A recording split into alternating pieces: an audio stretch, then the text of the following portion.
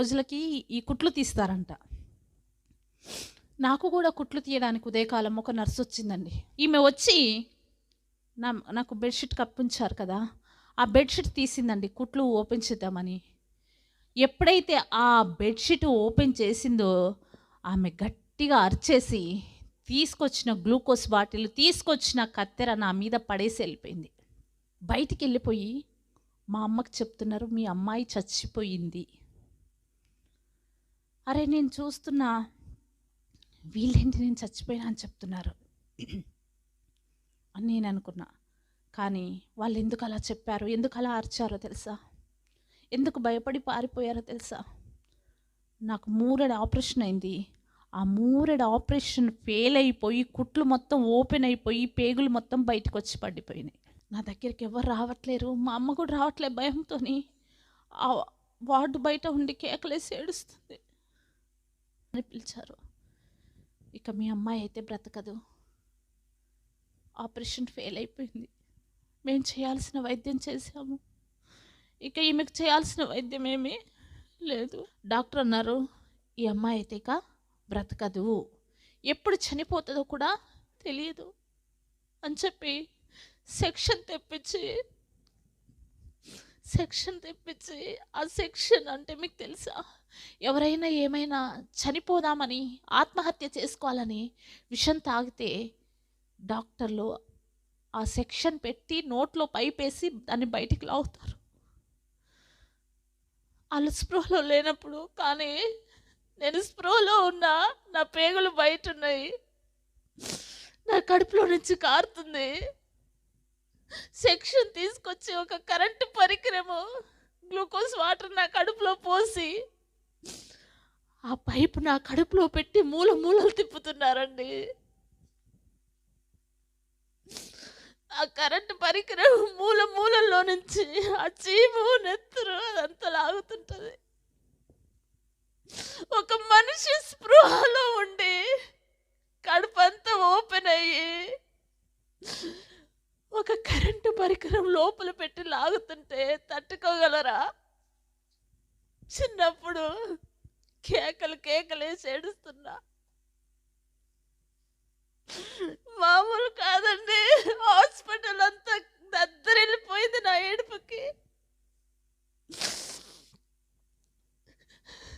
అలా మొత్తం ఆ గ్లూకోజ్ వాటర్లు పోసి లాగి కడిగి ఆ బయటపడ్డ పేగుల్ని లోపల పెట్టి పైన ఇంత కాటన్ దూది పెట్టి పెద్ద బ్యాండేజ్ చుట్టేశారు.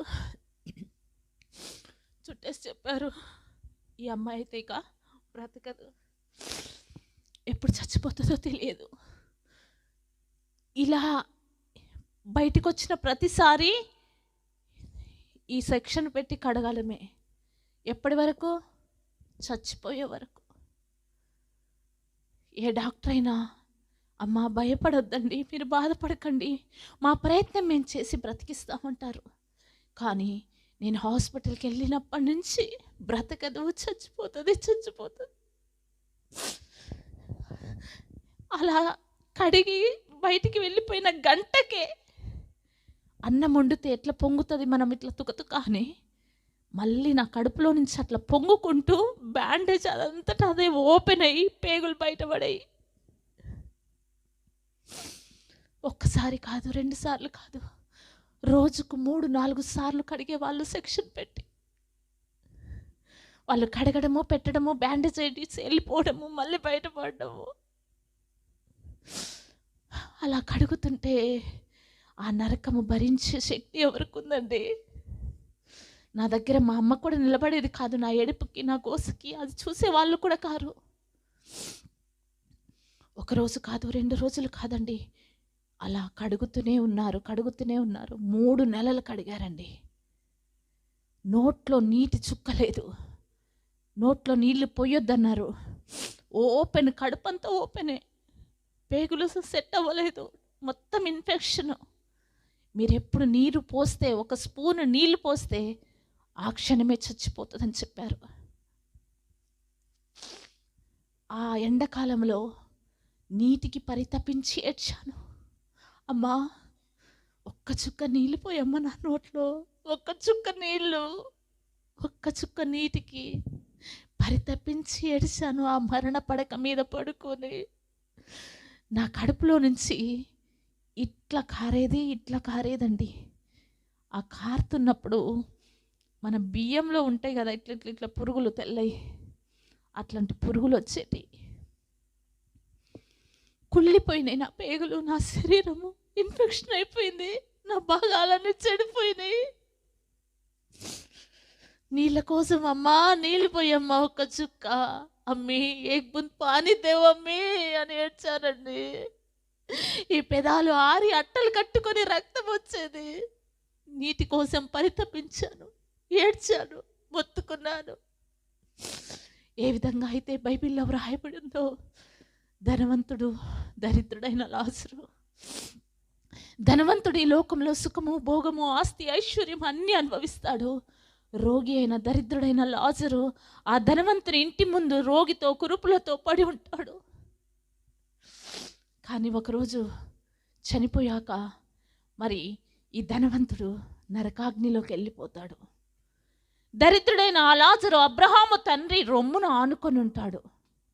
ఆ నరకములో ఈయన ఏమడుగుతాడో తెలుసా? ఈ ధనవంతుడు, తండ్రి అయిన అబ్రహామా, ఇదిగో నీ దగ్గర ఉన్నాడే లాజరు, ఆయనను పంపిస్తే ఆయన కొనగోటితో ఒక చుక్క నీళ్ళు ఇస్తాడేమో, ఈ యాతన నేను భరించలేకపోతున్నానయ్యా అని ఏ విధంగా అయితే ఆయన ఏడ్చాడో, అగ్నిలో కాలిపోతూ ఆ యాతన విషయంలో పరితపించాడో, ఆ గాంధీ అనే నరకంలో ఆ మరణ పడక మీద పడుకొని, అమ్మా ఒక్క నీటి చుక్క ఇస్తావా అమ్మ నాకు అని అడిగానండి.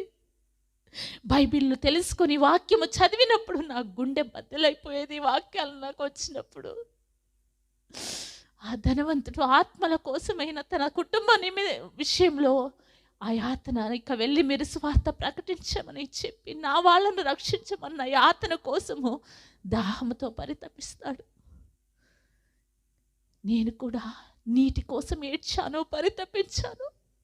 3 నెలలండి ఇట్లా కోయబడ్డ నా కడుపుని కడుగుతుంటే ఇట్లనే ఉంటుందా? నా ఇన్ఫెక్షన్ అయ్యి స్కిన్ను ఇట్లా పట్టుకుంటే ఊడిపోతుంది, శరీరం అంతా కుళ్ళిపోయింది, ఎక్కడ పట్టుకుంటే అక్కడ చర్మం ఊడిపోతుంది. ఈ చెయ్యి కడుపులో పెడితే ఈ చెయ్యి ఇట్లా పట్టేది లోపల, అంత గ్యాప్ ఏర్పడ్డది నాకు పొట్టకి. ఇక నా పేగులు ఇట్లా పెట్టినా ఉండేవి కావు, కింద పడిపోయేటి. ఒకరోజు కాదు, 2 రోజులు, 3 నెలలు కడిగారండి. నా దగ్గరికి ఎవ్వరు వచ్చేవాళ్ళు కాదు.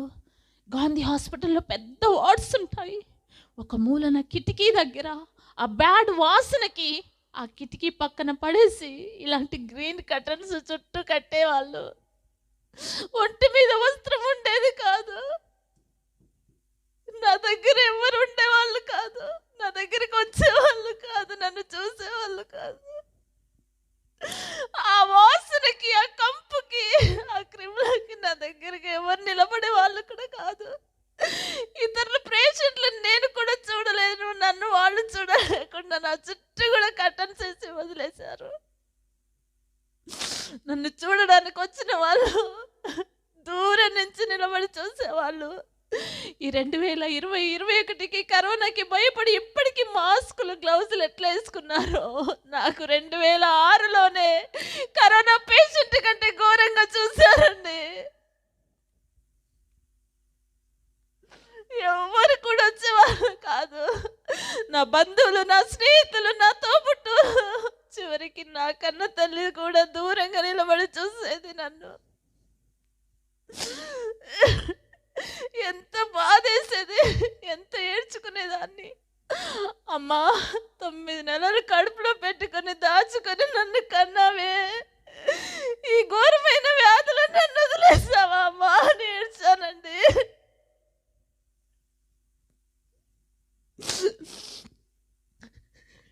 ఎవ్వరు కూడా వచ్చేవాళ్ళు కాదు, ఎవరు ఆదరించేవాళ్ళు కాదు. అప్పుడు అనిపించింది, ఆ పడక మీద పడుకొని, ఈ లోకంలో తల్లి ప్రేమ కూడా నిజమైన ప్రేమ కాదనిపించిందండి నాకు. అందరూ వదిలేసి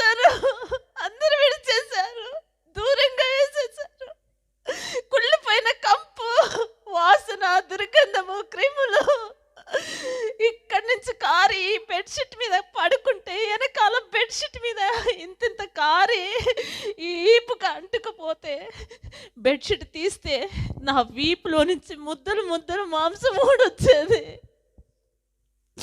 ఇక నేను ఎలా అండి, పడుకోనా కూర్చోనా, ఇటు తిరగడానికి రాదు, కడుపులో పైపులు, ఇటు తిరగడానికి రాదు, పైపులు, పడుకోవడానికి రాదు. ఇక్కడ మొత్తం పుళ్ళు, ముద్దలు మాంసం ఊడిపోయింది. లేచి కూర్చుందామా, కూర్చోరాదు. ఇంతకంటే నరకం వేరొకటి ఉంటుందా ఈ లోకంలో? చెప్పండి. ఆ చిన్న వయసులో ఈ నరకము భరించేంత శక్తి నాకు లేదు, కానీ నా దేవుడు ఆ శక్తినిచ్చాడు నాకు. అందుకే వాక్యం సెలవిస్తుంది యోబు గ్రంథంలో, శోధింపబడిన తర్వాత నేను నిన్ను సువర్ణం వలె మారుస్తాను. దేవునికి మహిమ కలుగునుగాక. హల్లెలూయా. ఎన్ని శ్రమలు వచ్చినా, శోధనలు వచ్చినా మనం ఎప్పుడు ఆ శోధనలో నిలిచి ఉండాలి. ఆ శ్రమలకు తట్టుకోవాలి. మనకు కావలసింది ఓర్పు, నిరీక్షణ కూడా ఉండాలండి. చూడండి, ఎప్పుడో చనిపోవాల్సిన నేను ఆ చిన్నతనంలో అందరు వదిలేశారు, అమ్మ కూడా దూరం అయిపోయింది. ఇక నేను ఆ మరణానికి దగ్గరైపోయి ఆ పడక మీద పడుకొని ఏడ్చేదాన్ని. ఈ బ్రతకొద్దు, చచ్చిపోతే బాగుండు, నాకు చావు రావట్లేదు. కానీ శోధన మాత్రము ఉన్నది, నాకు శ్రమ మాత్రం ఉన్నది. కానీ నన్ను చూచుచున్న దేవుడు కూడా ఉన్నాడండి. నీకు శ్రమ వచ్చినప్పుడు ఆ శ్రమ వచ్చిందని ఆ శ్రమను చూసి భయపడకు, ఆ వేదన చూసి వెనక్కి వెళ్ళకు. చూచుచున్న దేవుడు ఉన్నాడు, నీ మీద దృష్టి ఉంచి నీకు ఆలోచన చెప్పే దేవుడు ఉన్నాడు. ఎవరు విడిచినా విడివని దేవుడున్నాడు, ఎడబాయని దేవుడున్నాడు. ఆ దేవుని వైపు చూసి నిరీక్షణతో ముందుకు సాగితే దేవుడు మనకు జయాన్నిస్తాడు, విజయాన్నిస్తాడు. దేవునికి మహిమ కలుగునుగాక. హల్లెలూయా. అందరూ వదిలేసి దూరంగా వెళ్ళిపోయా, కానీ నన్ను వెతుక్కుంటూ ఒకరోజు నా దగ్గరికి వచ్చింది నా యేసు ప్రేమ. దేవునికి మహిమ కలుగునుగాక. హల్లెలూయా. ఒక కేరళ నుంచి అదే గాంధీ హాస్పిటల్కి ఒక నర్స్ వచ్చింది ట్రైనింగ్ కోసము. కేరళ నర్సులు వస్తారు కదా అండి ట్రైనింగ్ చేయడానికి. అలాగే ఒక నర్స్ వచ్చింది ట్రైనింగ్కి, చిన్న అమ్మాయే. కానీ నా కోసమే దేవుడు ఆ నర్సు రూపంలో ఒక దేవదూతను పంపించాడు. దేవుడు మన అందరికీ కూడా దేవదూతలను ఉంచారండి కదా. 91 కీర్తనలు ఉంటుంది, మన పాదములకు రాయి తగలకుండా వారు తమ చేతుల మీద ఎత్తి పట్టుకుంటారంట. మనకు అపాయం రాకుండా కాపాడుతారంట. చాలాసార్లు మనల్ని దేవదూతలు తప్పిస్తారండి, ప్రమాదాల నుంచి, ఇబ్బందుల నుంచి, ఇరుకుల నుంచి.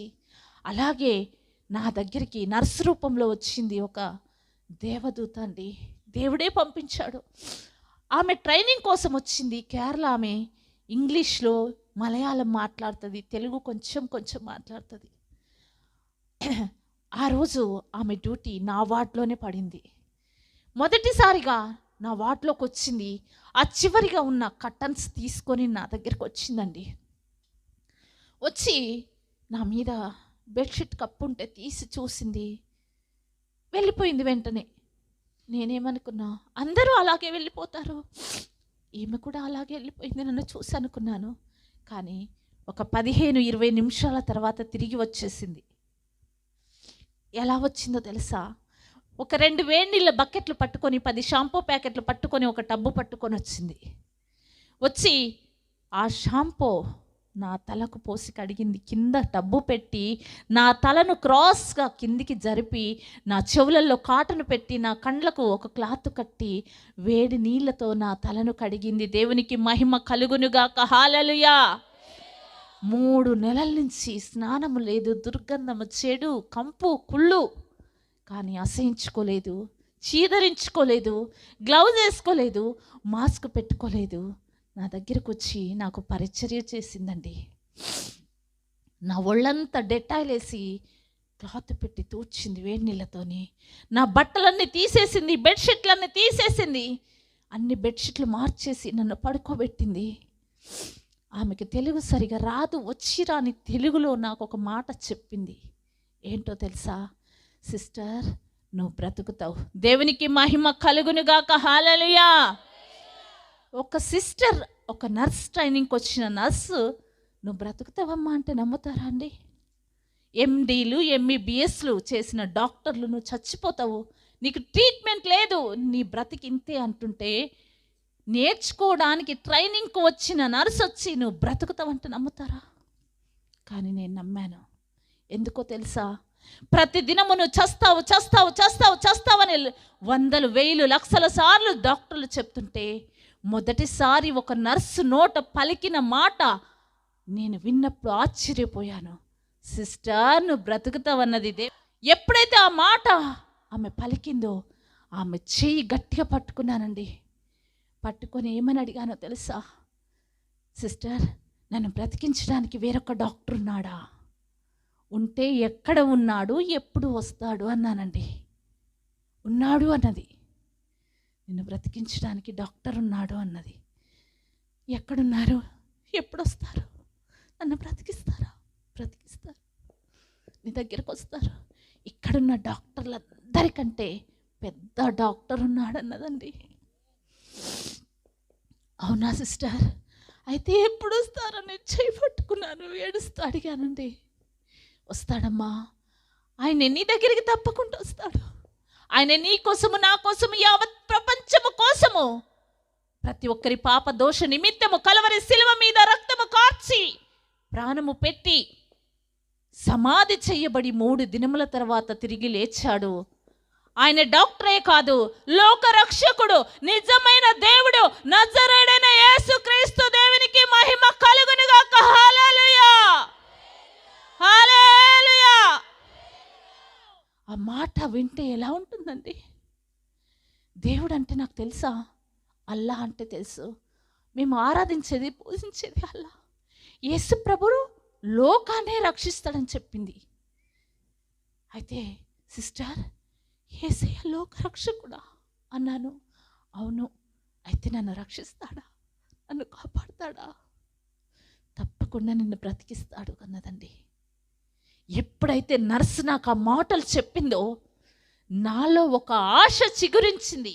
ఎండిన చెట్టుకు బిందెడు నీళ్లు పోస్తే చిగురు ఎలా వస్తుందో, నర్సు చెప్పిన ఆ మాటలకి ఆశ నాలో చిగురించింది. ఏమని అంటే, నేను బ్రతుకుతానన్న ఆశ. చాలామంది యేసు ప్రభు గురించి చెప్తే, అమ్మ నీకున్న రోగం బాగవుతుంది, అమ్మ నీ కుటుంబం మార్చబడుతుంది, నీ బిడ్డలు బాగవుతారు, నీ భర్త తాగుడు నుంచి విడుదల పొందుతాడమ్మా, నువ్వు యేసయ్య దగ్గరికి రా అంటే వస్తారా? నమ్మరు, వినరు. చాలాసార్లు నీ గడప దగ్గరకు వచ్చి నీ గుండె తలుపులు తడుతుంటాడు దేవుడు. సేవకుడిని పంపిస్తాడు, సేవకురాలు వస్తాడు, విశ్వాసులు వస్తారు, ఒక పత్రిక వస్తుంది నీ చేతికి. కానీ నువ్వు త్రోసివేస్తుంటావు చాలాసార్లు. యేసయ్య మాటలను ఎప్పుడు త్రోసివేయకమ్మా. ఆ మాటలు జీవపు ఊటలు, ఆ మాటల్లో శక్తి ఉంది, ఆ మాటల్లో బలం ఉంది, ఆ మాటల్లో జీవం ఉంది. వినరు చాలామంది. చాలా విన్నాంలేమ్మా, చెప్తానికి వచ్చారు, మీరు అట్లొచ్చారు ఇట్లొచ్చారని త్రోసివేస్తారండి. ఎందుకో తెలుసా? నువ్వు ఆ మాటలు విని ఆ మాటల్ని పట్టుకుంటే నీ బాధల్లో నెమ్మదినిస్తాయి, నీ బ్రతుకులో కొత్త జీవితాన్ని ఇస్తాయి, నీ మరణ స్థితిలో అవి నిన్ను లేపుతాయి. అలాగే ఒక నర్సు చెప్పిన మాటల్ని పట్టుకున్నానండి నేనైతే. అది నాకు తెలుసు, ఆ నర్సుకు తెలుసు, నా యేసయ్యకి తెలుసు. ఎలా అంటే గుండెల నిండా నింపుకున్న మాట అయితే, యేసయ్య నిజ దేవుడు, యేసయ్య లోకరక్షకుడు, యేసయ్య నా దగ్గరికి వస్తాడు, నన్ను బ్రతికిస్తాడు. డాక్టర్ వచ్చి గంటకే చేస్తుందో ఎప్పటికీ చేస్తుందో అని ఇట్లా చెప్తుంటే నేను భయపడలేదు ఇక. ఎందుకో తెలుసా? ఈ డాక్టర్లు నన్ను బ్రతికించరు, నన్ను బ్రతికించే దేవుడు ఉన్నాడు. గుండె నిండా నింపుకొని, బ్రెయిన్ నిండా నింపుకొని, ఆ బెడ్ మీద పడుకొని కొన్ని వేల లక్షల సార్లు ఆ మాటలు పలికానండి నేను నోటితో. యేసయ్య వస్తాడు, నన్ను బ్రతికిస్తాడు. నర్సు ప్రతిరోజు వచ్చి నా దగ్గర నిలబడి ఇంగ్లీష్లో ప్రార్థన చేసేది, కన్నీరు కార్చి. చేస్తున్నారా? ఎవరైనా మీ ఎదుట బాధతో, రోగముతో, శ్రమతో, ఆర్థిక ఇబ్బందులతో, అనారోగ్యముతో, కుటుంబంలో రక్షణ లేని వారి నిమిత్తము ఎవరైనా ప్రార్థన చేస్తున్నారా? కన్నీరు కారుస్తున్నారా? చెయ్యాలండి, ప్రార్థన చేయాలి. ఆ రోజు ఆ నర్సు చెప్పిన మాటలు ఈరోజు నన్ను నిలబెట్టాయి. ఆ విధంగా ఆమె వచ్చి ప్రార్థన చేసేది, కన్నీరు కార్చేది. నా దగ్గర తీసుకొచ్చి నా బెడ్ మీద బైబిల్ కూడా పెట్టింది ఆమె. కానీ ఏ రోజు బైబిల్ ఓపెన్ చేసి చదవలేదు నేను. రోజు అలా పడుకొని, యేసయ్యా నువ్వు వస్తావు, నన్ను బ్రతికిస్తావని అలా 15 రోజులు గడిచిపోయిందండి. 15 రోజులు గడిచినాక ఒకరోజు మధ్యరాత్రి 12 గంటలకి నాకు స్పృహ ఆడట్లేదు, నా బాడీలో స్పర్శ కోల్పోయింది. ఇక ఆక్సిజన్ నాకు లెవెల్స్ సరిపోవట్లేదు. ఆ నోటికున్న ఆక్సిజన్ పీకేసి 12:30 1 గంట టైంలో గట్టిగా కేకేసాను, డాక్టర్ అని అరిచాను. ఆ నైట్ డ్యూటీలో పక్క రూమ్లో ఉంటారు, డాక్టర్ పరిగెత్తుకొని వచ్చారు. వచ్చి ఏమైందమ్మా అంటే, సార్ నాకు ఊపిరి ఆడట్లేదు, నాకు స్పర్శ లేదు, నాకేదో అయిపోతుంది సార్ అని చెప్పి నా చెయ్యితో నా పేగుల్ని ఇట్లా పట్టి పైకి తీసినా అండి. సార్ నా పేగులు కూడా నాకు నొప్పి రావట్లేదన్నా. ఇక డాక్టర్కి భయమేసిపోయి ఏం చేయాలో అర్థం కావట్లేదు. వేరే డాక్టర్కి ఫోన్ చేశారు. ఏం ఇంజక్షనో ఏదో ఇవ్వమన్నారేమో. ఆయన ఇంజక్షన్ తేవడానికి వెళ్ళాడు. ఆయన ఇంజక్షన్ తీసుకొని పరిగెత్తుకొని నా దగ్గరికి వచ్చి ఇంజక్షన్ గుచ్చుతుంటే నాకు దిగట్లేదండి. నా నరాలు మొత్తం గట్టిగా అయిపోయినాయి. ఆ ఇంజక్షన్ గుచ్చి గుచ్చి కింద పడేసి, ఎందుకంటే నాకు హార్ట్కి మరి పల్స్కి బీపీకి అన్నీ పెట్టి సిస్టానికి పెట్టారు, నాకు అన్ని కనెక్ట్ చేసి.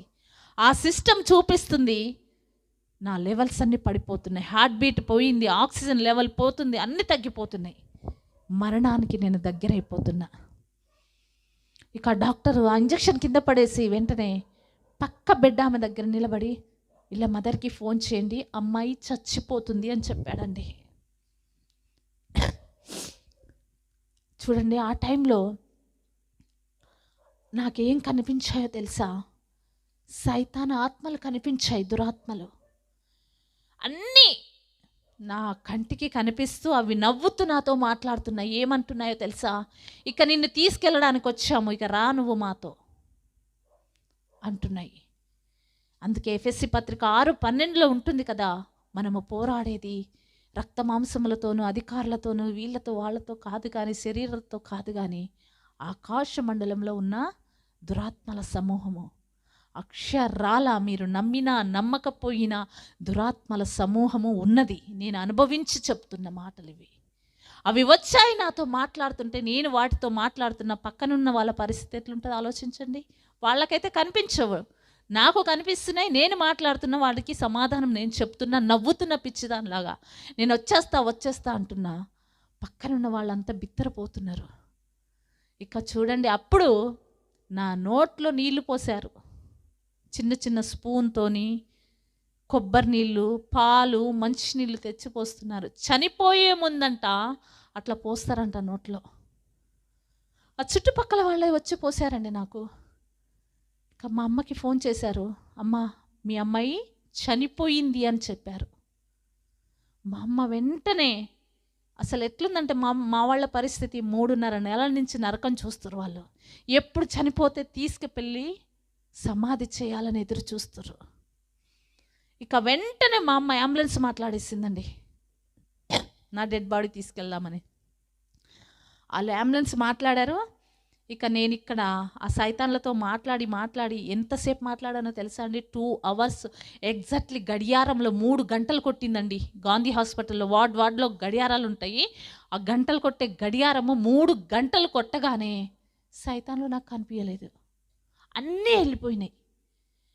3 గంటలకు సైతాన్లు వెళ్ళిపోవడానికి కారణం నాకు అప్పుడు తెలవలే, కానీ దేవుణ్ణి తెలుసుకొని బైబిల్ చదువుతున్నప్పుడు తెలిసింది నాకు. 3 గంటల సమయం, అది ప్రార్థన సమయము. పరలోకంలో నుంచి భూలోకానికి దేవదూతలు వస్తాయి మన ప్రార్థనని మోసుకెళ్ళడానికి. ఆ టైంలో దురాత్మలు ఉండేయండి, దేవదూతలు తిరుగుతుంటారు.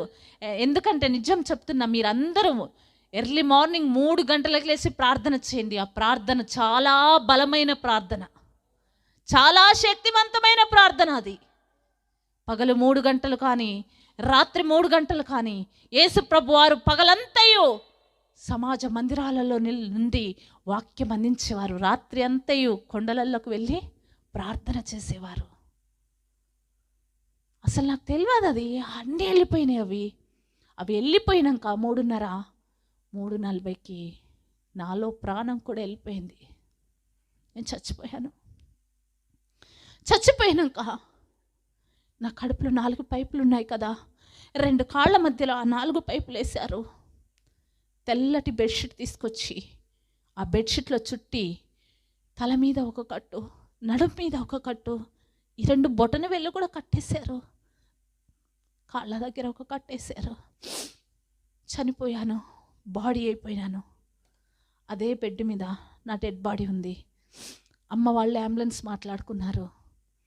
కానీ అంబులెన్స్ తను మా అమ్మ వాళ్ళకి చెప్పాడంట, అమ్మ ఆ బాడీ దగ్గర చాలా బ్యాడ్ స్మెల్ వస్తుంది, చాలా వేదన, కష్టము, శ్రమతో ఆమె చచ్చిపోయిందమ్మా. ఇప్పుడు ఎట్లాగో 3:30, 4 అవుతుంది. ఒక 2 గంటలైతే 6 అవుతుంది, 6 గంటలకు అయితే ఆ బాడీని తీసుకెళ్తానమ్మా, నాకు భయం వేస్తుంది అన్నాడంటండి మా అమ్మతోని. చూడండి, నేను చనిపోయి బాడీగా మార్చబడ్డ తర్వాత కూడా మా అమ్మ వాళ్ళు వచ్చి చూడలేదంట వార్డులోకి. అంబులెన్స్ బుక్ చేసుకొని అక్కడ కిందనే ఉన్నారు. ఇక 2 అవర్స్ తర్వాత బాడీని తీసుకెళ్దాం అనుకున్నారు. ఒక బాడీ, ఒక మనిషిలో ఊపిరి ఉంటేనే మనిషి, ఊపిరిపోతే బాడీ శవము, పనికిరాదు, తీసేయండి అంటారు కదా. కానీ వాటిలో ఉంచుతారా అండి పేషెంట్ల మధ్య? ఎక్కడ పెడతారు? తీసుకెళ్ళి మార్చురికి తరలిస్తారు. నీకు ప్రాణం ఉంటేనే విలువ, నీ ప్రాణం పోతే నీకు విలువ లేదు.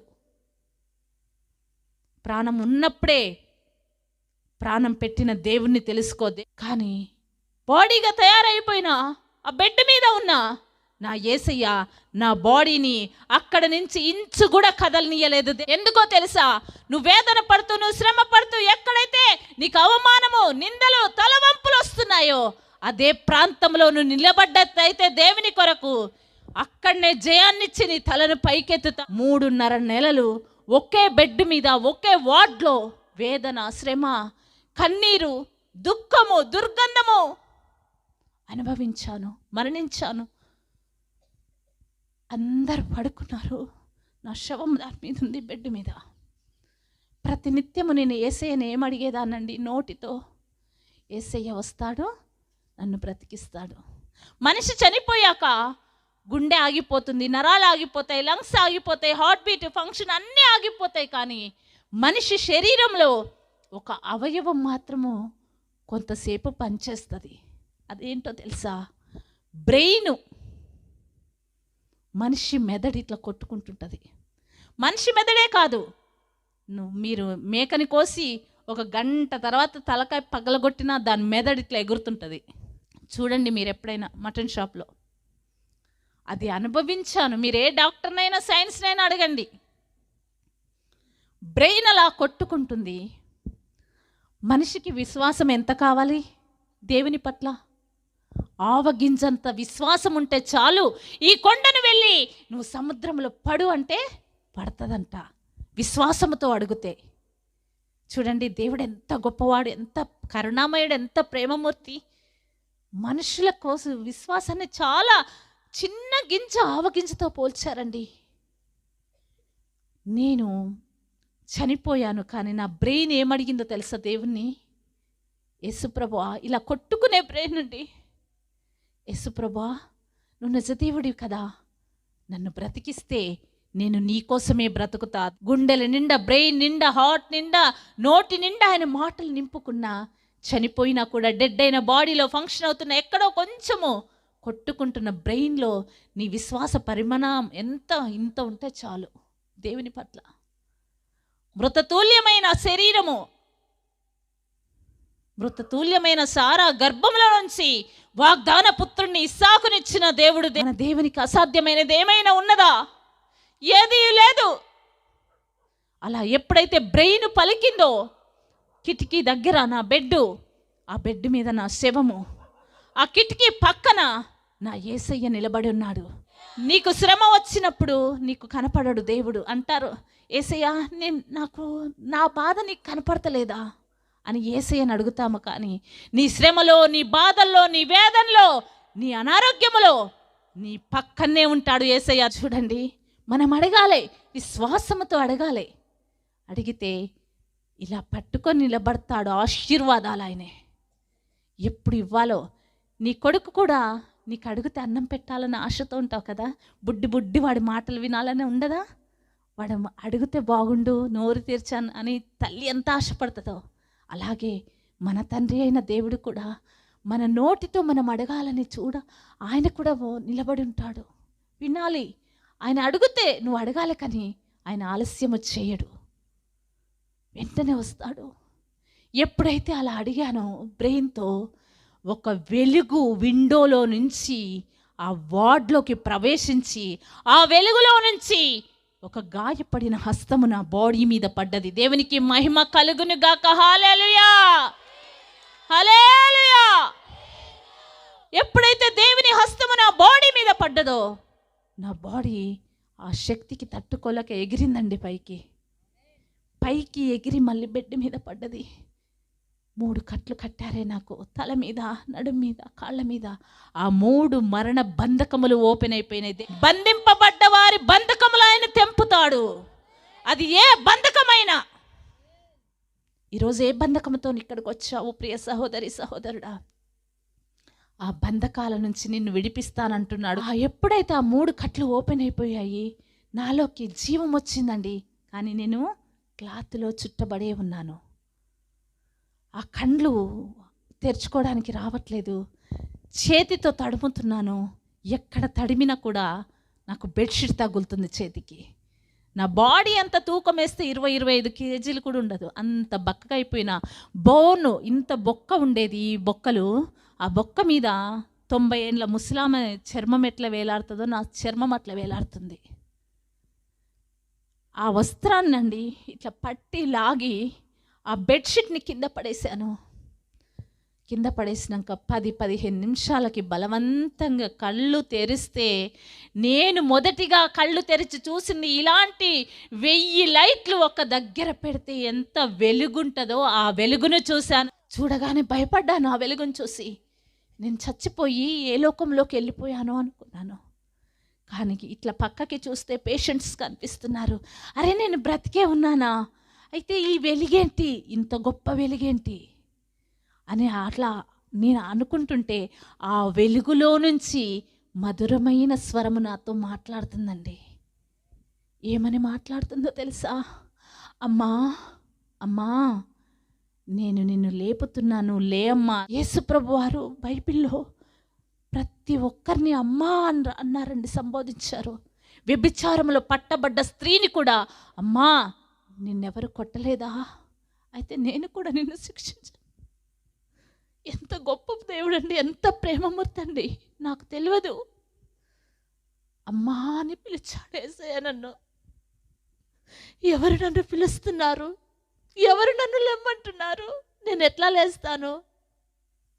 నా పేగులు బయట ఉన్నాయి. నాతో మాట్లాడుతున్నది ఎవరు? నేను ఎట్లా లేవాలి? మనిషిగా ఎన్నో ఆలోచిస్తాం మనము, ప్రార్థన చేస్తాము, కానీ ఆలోచనలు ఉంటాయి. ఇది జరుగుతుందా? ఇది అవుతుందా? ఇది నా వల్ల అవుతుందా? దేవుడు చేస్తాడా? నేను అలా పడుకొని ఆలోచిస్తున్నాను. కానీ అమ్మా నువ్వు లే అమ్మా, నేను నిన్ను లేపుతున్నా అన్న మాటలు 2 చెవులలో నుంచి లోపలికి జొచ్చుకొని వెళ్ళి మూసుకుపోయిన నరం ఓపెన్ అయిపోతుంది. దేవుని మాటలు వాడిగల ఖడ్గమంట. అది 2 అంచుల గల ఖడ్గము దేవుని మాటలు. ఆ మాటలు లోపలికి జొచ్చుకొని వెళ్ళి ప్రాణాత్మ మూలుగుల్లోకి వెళ్తున్నాయి. హెబ్రీ 4:12లో నిజంగా నా లోపలికి అట్లా వెళ్ళి ప్రతి అణువణువును బలం వచ్చేసి చక్కగా లేచి బెడ్ మించి 2 కాళ్ళు కింద పెట్టి కూర్చున్నా. ఈ 2 బొటన వేళ్ళకి తాడుంది. ఆ తాడు ఓపెన్ చేసుకున్నావు. అమ్మా నువ్వు లే అమ్మా, నేను నిన్ను నిలబెడుతున్నాను. నేను ఎలా నిలబడతాను అని ఆలోచిస్తున్నా, కానీ ఆ మాటలు లోపలికి వెళ్ళి శక్తినిచ్చి చక్కగా లేచి నిలబడ్డాను. ఎప్పుడైతే లేచి నిలబడ్డానో చూడండి, 4 ఇటు 2 ఇటు 2 4 పైపులు వేలాడుతున్నాయి. ఒంటి మీద నైటీ ఉంది, ఇట్లా మొత్తం బ్యాండేజ్ చుట్టేసింది. ఆ ద్రవాలు చనిపోయినప్పుడు అన్నీ ఆగిపోయినాయి. నాలోకి జీవం రాగానే మళ్ళీ అన్నీ పనిచేస్తున్నాయి. ఆ ద్రవాలు ఇట్లా కారుతున్నాయి, జిగురు బ్యాడ్ స్మెల్ కారుతుంది. అమ్మా, నేను నిన్ను నడిపిస్తున్నాను, నువ్వు నడవమ్మా. 3.5 నెలల నుంచి ఒకే బెడ్ మీద ఉన్నాను. ఎలా లేస్తాను, ఎలా నడుస్తాను? లేచాను, నిలబడ్డాను, ఆ 4 పైపులు ఒక చేత పట్టుకున్నాను, ఆ నైటీని ఇట్లా పట్టుకున్నాను. ఆ మంచము ఈ మంచము పట్టుకొని 2 ఏండ్ల 3 ఏండ్ల బాబు ఎట్లయితే నడుస్తాడో అట్లా నడుస్తున్నానండి. ఒక చోట నిలబడ్డాను, కడుపులో నుంచి గోరు వెచ్చగా కారుతుందండి. అయ్యో, నా కడుపులో పేగులు పడిగిపోతున్నాయేమో కింద అనుకున్నాను. కిందికి చూస్తే ఎర్రటి రక్తం కారుతుంది. నా శరీరంలో బ్లడ్ లేదు, ఇన్ఫెక్షన్, బాడీ కుళ్ళిపోయింది, ఎక్కడ కూడా రక్తం లేదు. నాకు 12-14 ప్యాకెట్స్ ఎక్కిచ్చారు, బ్లడ్ లేదు, టోటల్ బాడీ ఇన్ఫెక్షన్. కానీ యేసయ్య నన్ను ముట్టాడు, ఆయన జీవాన్నిచ్చి లేపాడు. ఆయన మాటల శక్తి వల్ల లేచి నడిచాను. ఆయన పరిశుద్ధమైన ఎర్రటి రక్తము నాకు ఇచ్చాడు. ఆ రక్తము చూశానండి, మామూలు రక్తము కాదండి, ఎర్రటి రక్తము కారుతూ రౌండ్ అయింది ఇట్లా. ఆ రక్తము చూస్తే నాకు శక్తి, బలం వచ్చిందండి. చిన్నప్పుడు రక్తం అన్నా చీకటన్నా భయం నాకు, కానీ ఆ రక్తము చూస్తే నాకు బలం వచ్చింది, శక్తి వచ్చింది. ఇక చూడండి, నడుచుకుంటూ ఇక్కడి నుంచి ఆ చివరి దాకా ఉంటుందండి వార్డు ఒక్కొక్కటి గాంధీ హాస్పిటల్లో. ఆ నైటి పట్టుకొని ఆ రక్తపు అడుగుల్లో నుంచి నడుస్తూ ఆ గాంధీ హాస్పిటల్ వార్డులో నుంచి బయటికి అడుగు పెట్టానండి. టైం ఎంత అయిందో తెలుసా? 6 అయింది. మరి ఇంకా మీకు ఇంకొక డౌట్ రావచ్చు, హాస్పిటల్లో ఇంతమంది పేషెంట్స్ ఉన్నారు, పేరెంట్స్ ఉంటారు, వాళ్ళ దగ్గర బంధువులు ఉంటారు, దేవుడు నిన్ను ముట్టి లేపి నడిపిస్తుంటే ఎవరు లేవలేదా, చూడలేదా? అనుమానం వస్తుందా రాదా మీకు? యేసు ప్రభుతో 12 మంది శిష్యులు ఉన్నారు, తిరిగారు. ఆయన చేసిన అద్భుతాలు, ఆశ్చర్యకార్యాలు చూశారు, విన్నారు. ఆయన పెట్టిన రొట్టెలు చేపలు తిన్నారు. యేసయ్య చనిపోయి తిరిగి లేచాడంటే నమ్మారా? మీరు కూడా అంతే కదా. యేసు ప్రభుతో తిరిగిన వాళ్ళల్లో తోమా యేసయ్యని నమ్మలేదు. నీ గాయములో నా వేలు పెడితే కానీ నేను నమ్మను. అట్లాగే సంఘాలలో వచ్చే వాళ్ళు కూడా అపనమ్మకము. ఈమె చెప్పేదంతా నిజమా? అబ్బా, ఈమెను దేవుడు వచ్చి లేపిండా, ఈమె నడిచిందా, ఇది నిజమా? కానీ ఇది నిజము. ఎందుకంటే ఆ గాంధీ హాస్పిటల్లో అంతమంది ఉన్నా కూడా దేవుడు నన్ను దర్శించాడు. ఆదామును సృష్టించినప్పుడు దేవుడు ఆదాము ఒంటరిగా ఉంటే సహాయమైన సాటిని చేయడానికి ఆదాముకి ఏమిచ్చాడు? గాఢ నిద్రనిచ్చాడు. గాఢ నిద్రనిచ్చి పక్కటెముకను తీసి అవ్వమ్మను చేశాడు. మరి దేవుడు ఆయన కార్యము చేసేటప్పుడు అక్కడ 100 ఉన్నా 1,00,000 ఉన్నా ఎవరున్నా వాళ్ళకి గాఢ నిద్రనిస్తాడు. గాంధీ హాస్పిటల్లో అందరూ గాఢ నిద్రనిచ్చి దేవుడు నన్ను దర్శించి లేపి నడిపించాడు. నా యేసయ్యకే మహిమ కలుగును గాక. 6 గంటలకు అంబులెన్స్ బుక్ అయింది. 6 గంటలకు నేను లేచి బయటికి వచ్చాను. అదే 6 గంటలకు ప్రతిరోజు డాక్టర్ రౌండ్స్కి వస్తాడు. ప్రతిరోజు ఉదయం 6 గంటలకు డాక్టర్ వస్తాడు. ఏ డాక్టర్ అయితే నైట్ డెడ్ బాడీని కట్టి పడేశాడో అదే డాక్టర్ 6 గంటలకు నాకు ఎదురుగా ఆయన వస్తుండో, ఆయనకు ఎదురుగా నేను పోతున్నా. ఆయన పరిస్థితి ఏంటి, ఎట్లుంటుంది? ఆయన చేతులతో బాడీ కట్టేశాడు, మా అమ్మ వాళ్ళకి చెప్పేశాడు తీసుకెళ్ళమని. అదే బాడీ నడుచుకుంటూ ఆయనకు ఎదురుపోతూ ఎట్లుంటుంది? ఇక్కడి నుంచి ఒక్క గంతేసి అక్కడ పడిపోయిండు. ఎందుకో తెలుసా? దయ్యము సైతానని. ఆయన చేసిన గొడవకి లోపల వార్డులో ఉన్న వాళ్ళందరూ లేచి కాళ్ళకు ఆపరేషన్ అయిన వాళ్ళు, కడుపుకు ఆపరేషన్ అయిన వాళ్ళు కడుపులు కాళ్ళు పట్టుకొని పారిపోతున్నారు. ఏమనో తెలుసా? భూతము, దయ్యము అని. అందరు వెళ్ళిపోయారండి. వార్డు అంతా ఖాళీ. వార్డు బయట గుమ్మంలో నేను ఒక్కదాన్ని. ఇక ఈ డాక్టర్ పరిగెత్తుకొని ఆయాసపడుతూ పోయి దూరం పరిగెత్తి ఆయన ఫోన్ తీసి 15 మంది డాక్టర్లకు ఫోన్ చేసిండు. సార్ మీరు అర్జెంటుగా రండి, నైట్ చనిపోయిన డెడ్ బాడీ లేచి తిరుగుతుంది. ఈయన చెప్పిన మాటలు వాళ్ళకెట్లుంటాయి ఇంకా వినండి. పొద్దున్నే ఈయనకేమో మతిపోయిందా అనుకోరు. ఆ 15 మంది డాక్టర్లు వచ్చేసారండి. ఆ డాక్టర్లు వచ్చే వరకు అదే గుమ్మంలో నేను నిలబడున్నా.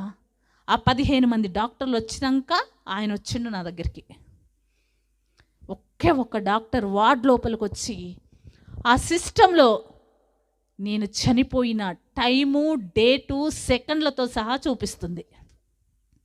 ఆ సిస్టమ్ దగ్గరికి వచ్చి టైప్ చేసి ఏదో నాది ఒక పేపర్ని తీసుకొని వచ్చిర్రు వాళ్ళు. తీసుకొచ్చి సార్ నైటు ఈమె చనిపోయింది, ఇదిగో డెత్ సర్టిఫికెట్. అంతకంటే సాక్షులు ఎవరున్నారు? డాక్టర్ ఉన్నాడు, వార్డులో అంత జనాలు ఉన్నారు. మరి ఈమె ఎట్లా లేచింది, ఎట్లా తిరుగుతుంది? మా అమ్మకు ఫోన్ చేసి రమ్మటే. మా అమ్మ ఇంకా శవాన్ని తీసుకోపోలేదు, తొందరగా తీసుకెళ్ళాము, డాక్టర్ నన్ను తిట్టడానికే ఫోన్ చేస్తుండని మా అమ్మ అంబులెన్స్ రెడీగా పెట్టి గేట్ దగ్గర స్ట్రెచ్చర్ పట్టుకొని ఇద్దరు వస్తున్నారు నా శవాన్ని మోసుకుపోతానికి. నన్ను చూసి మా అమ్మ షాక్ అయిపోయింది. మా అమ్మ నిలబడి షాక్లోకి వెళ్ళిపోతే ముఖాన నీళ్లు కొట్టి మా అమ్మని లేపి, మా అమ్మని డాక్టర్ల మొదటిగా అడిగిన ప్రశ్న ఏంటో తెలుసా? అమ్మా మీరు ఏ దేవుణ్ణి పూజిస్తారు? ఎందుకంటే అమ్మా సైన్స్ ప్రకారంగా నీ పాప చనిపోయింది, డాక్టర్స్గా మేము బ్రతికించలేదు, కానీ ఈ అమ్మాయి బ్రతికిందంటే మీరు పూజించే దేవుడు గొప్పవాడు, దేవుడే ఈమెని బ్రతికించాడని డాక్టర్లు సాక్ష్యం చెప్తే మా అమ్మ ఏమంటుంది? అల్లా అంటది. అల్లా బ్రతికించిండు. అయితే మీ అల్లానే ఈ అమ్మాయిని బ్రతికించిండు. ఇక ఈ అమ్మాయికి చావు లేదు. నేను గన్ను పెట్టి కాల్చినా సావదు, కత్తి పెట్టి పొడిచినా సావదు, నేను డిశ్చార్జ్ చేస్తున్నాను. అప్పుడే నన్ను డిశ్చార్జ్ చేసిర్రు డాక్టర్లు. ఎట్లా వెళ్ళానో తెలుసా? కడుపులో 4 పైపులు, 3 పొట్ట ఓపెను, పేగులు బయట. ఇంటికి వెళ్ళిపోతారా మీరు? అంబులెన్స్లో కాదప్పుడు, బస్సు. 2005 హైవే ఉందా మనకు? 1 వే రోడ్డు, గతుకుల రోడ్డు, 3:30-4 గంటల ప్రయాణము. కూర్చొని పేగులు బయట పెట్టుకొని నేను ప్రయాణం చేశానండి. ఇంటికి వచ్చేసాను సూర్యాపేటకి. ఇక ఇంటికి వచ్చినాక నాకు వైద్యం లేదు, నాకు ఇంజక్షన్ లేదు, నాకు ట్యాబ్లెట్ లేదు. ఏంటో తెలుసా? డైలీ నాకు ఒక గోనె సంచి నిండా గ్లూకోజ్ బాటిల్లో కాటను బ్యాండేజ్ ఇచ్చారు. ఏం చేయాలా? డైలీ ఆ వాటర్ పోసి నా పేగులు నేను కడుక్కోవాలా, బ్యాండేజ్ కట్టుకోవాలా. ఇంకంతే, ఇంకా వేరే వైద్యం లేదు. నాకు ఎప్పుడైతే యేసయ్య నన్ను ముట్టాడో, చెయ్యి పెట్టి లేపాడో, తాకాడో, ఆ రోజు నుంచి అప్పటి నుంచి నాకు ఇన్ఫెక్షన్ ఆగిపోయింది, బ్యాడ్ స్మెల్ ఆగిపోయింది, చీము నెత్తురు ఆగిపోయినాయి, నా పేగులు మొత్తము ఫ్రెష్ అయిపోయినాయండి. ఇంటికి వెళ్ళినాక ఏ రోజు కూడా నాకు బ్యాడ్ స్మెల్ రాలేదు, చీము నెత్తురు కారలేదు.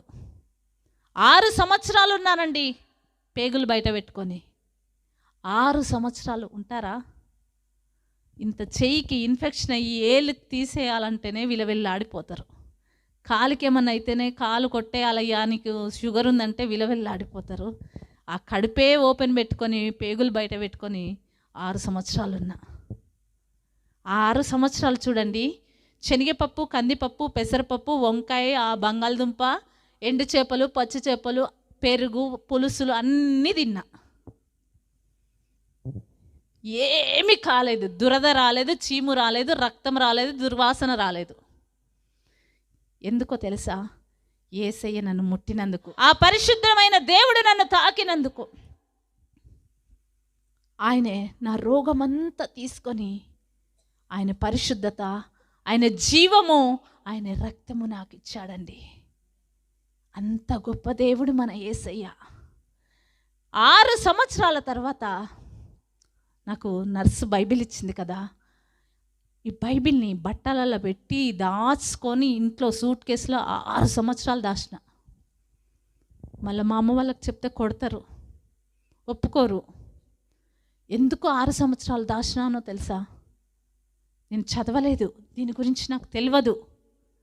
నర్సు చెప్పిన ఒక్క మాట నన్ను బ్రతికిస్తే ఈ పరిశుద్ధ గ్రంథములో ఇంకా ఎన్ని గొప్ప అద్భుతాలు ఉన్నాయో నేను చదవాలన్న ఆశతో 6 సంవత్సరాలు దాచాను. 6 సంవత్సరాల తర్వాత తిరిగి హాస్పిటల్కి వచ్చాను గాంధీకి. అప్పుడు మళ్ళీ బట్టలలో దాసి మళ్ళీ బ్యాగ్లో తెచ్చుకున్నాను. ఎందుకంటే హాస్పిటల్లో చదవాలి నేను. ఆ ఒక్కర వచ్చినాక డాక్టర్లు నన్ను గుర్తుపట్టలే. ఎవరమ్మా నువ్వు అంటున్నారు. నాకు ఆపరేషన్ చేసిన డాక్టర్లు కూడా లేరు. నేను ఫలానా పేషెంట్, నాది ఫలానా కేసెట్. ఎప్పుడు 2006లో కేసెట్ అండి నాది. నేను పోయింది ఎప్పుడు? తిరిగి 2012లో పోయిన హాస్పిటల్కి. నా కేసెట్ అంతా చెదలు పట్టి ఖరాబ్ అయిపోయింది. నేను మాత్రము ఆరోగ్యంగా హాస్పిటల్కి వెళ్ళాను. డాక్టర్స్ అన్నారు నా కేసెట్ చూసి, అమ్మా నువ్వు ఎలా బ్రతికావు, ఏమీ కాలేదా నీకు? నాకేమీ కాలేదు. అయితే నీకు ఆపరేషన్ చేయడానికి నీ బ్లడ్, నీ స్కిన్ యాక్సెప్ట్ చేస్తేనే చేస్తాం. ఎందుకంటే డెలికేట్ అయిపోయింది స్కిన్. కుట్లేస్తే మళ్ళీ ఉంటాయా ఊడిపోతాయా తెలియదు. నువ్వు అబ్జర్వేషన్లో 1 మంత్ ఉండాలంటే ఉన్నానండి హాస్పిటల్లో. మళ్ళీ వెళ్ళి నేను ఒక్కదాన్నే 1 మంత్ ఉన్నాను హాస్పిటల్లో. ఆ 1 మంత్ నాకు సమయం ఇచ్చాడు దేవుడు చదవడానికి. ఈ 1 మంత్ చదివి ప్రతి ఒక్క పేషెంట్కి, అమ్మా యేసయ్య గొప్ప దేవుడు, యేసయ్య నిజ దేవుడు, యేసయ్య లోకరక్షకుడు, నీ రోగము తీస్తాడు, నిన్ను బ్రతికిస్తాడు, నిన్ను బాగు చేస్తాడని నాకు తెలియకుండానే నేను 1 నెల సువార్తను ప్రకటించాను గాంధీ హాస్పిటల్లో. ఆ తర్వాత డాక్టర్లు అన్నారు, అమ్మా నీకు అన్నీ ఓకే, ఇక నీకు కుట్లేయడానికి వస్తుంది అన్నారు. ఇక నాకు కుట్లేయడానికి వస్తుందని చెప్పారు. ఆ 2 రోజుల్లో అయితే ఇక నీకు ఆపరేషన్ చేస్తామా అన్నారు. లోపే మా ఇంట్లో మా వదిన ఊరేసుకొని చచ్చిపోయింది. మా ఇంట్లో వాళ్ళందరి మీద కేసు అయ్యి అందరు జైలుకి వెళ్ళిపోయారు. ఆ 2వ రోజు వచ్చింది ఆపరేషన్ రోజు. నాకు నా పక్కన ఎవరు లేరు. మరి డాక్టర్ అన్నారు, ఈ మెడిసిన్ అన్నీ తీసుకొని రా, నీకు ఆపరేషన్ తెల్లారితే అన్నారు. నేను వెళ్ళి మెడికల్ షాప్లో ఇస్తే ఆ మెడికల్ షాప్లో అంటున్నాడు ఆయనే, అమ్మ దీంట్లో ఇంజెక్షన్ ఉంది అది ఇస్తాను, కుట్లేసే నీడిల్ ఉంది అది ఇస్తాను, అన్నీ ఇస్తాను, కానీ దీంట్లో మెష్ ఉన్నది నేను ఇవ్వను, 11,000 రూపాయలు కడితే ఇస్తా అంటుండు.